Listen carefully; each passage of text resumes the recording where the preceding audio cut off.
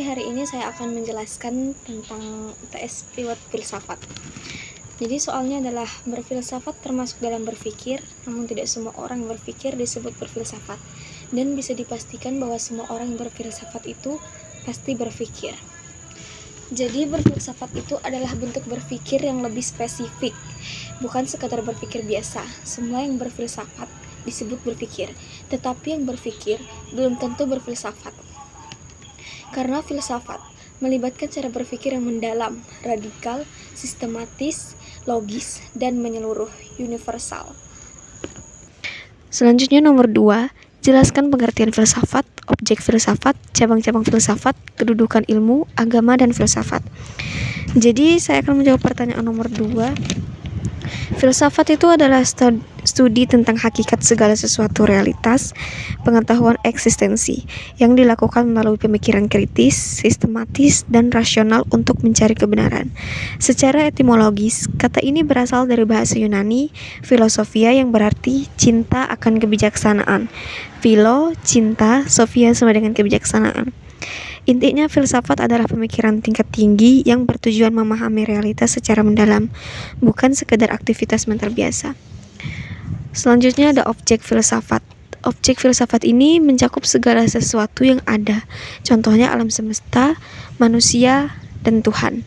Sebagai objek material, dikaji secara mendalam dengan sudut pandang universal dan kritis untuk mencari hakikat kebenaran, yang disebut objek formal, meliputi ontologi, hakikat ada, epistemologi, hakikat pengetahuan, dan aksiologi, hakikat nilai.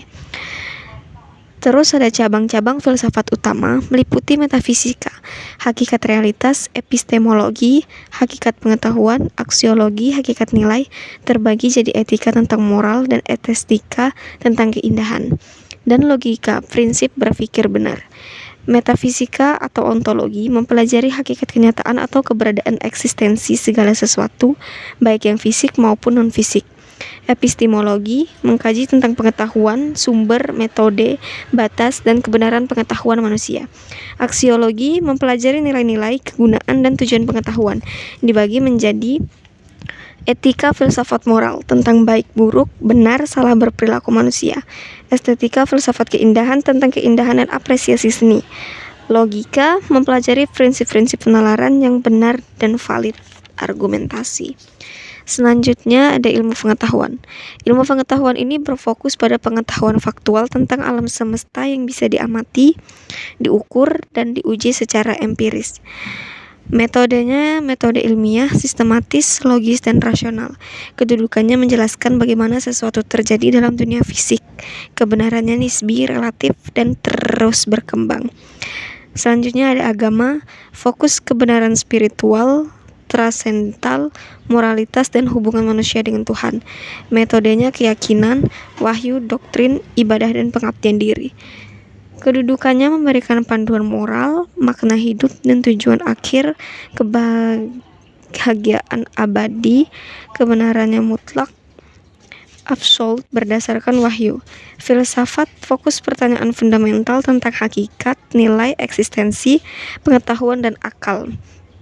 Metode berpikir kritis, spekulatif, logis, dan nalar untuk mencari kebenaran yang mendalam. Kedudukannya menjadi landasan berpikir induk bagi ilmu pengetahuan dan menjadi jembatan untuk memahami pertanyaan di luar jangkauan. Ilmu empiris termasuk agama. Selanjutnya nomor 3, saya akan menjelaskan tentang identifikasi pemikiran sejarah-sejarah filsafat. Jadi yang pertama itu pada masa Yunani kuno, abad ke-7 sampai dengan 5 Masehi, pemikirannya itu berfokus pada mencari arche atau asas atau substansi fundamental dari alam semesta beralih dari penjelasan mitologis ke rasional. Yang kedua ada Yunani klasik, abad ke-5 sampai 5 Masehi, fokus bergeser ke etika politik, metafisika, dan epistemologi serta hakikat ilmu dan realitas. Terus ada abad pertengahan, abad ke-5 sampai ke-15 Masehi, itu berfokus pemikirannya berfilsafat menjadi instrumen untuk mengembarkan dan mendukung doktrin agama Kristen di Barat, memecahkan masalah teologis dan mengintegrasikan iman dengan nalar. Terus ada filsafat Islam abad ke-8. Yang ini berfungsi sebagai jembatan pengetahuan Yunani ke Eropa, mengkaji dan menerjemahkan karya-karya kuno, serta mengembangkan ilmu pengetahuan dalam pandangan dunia.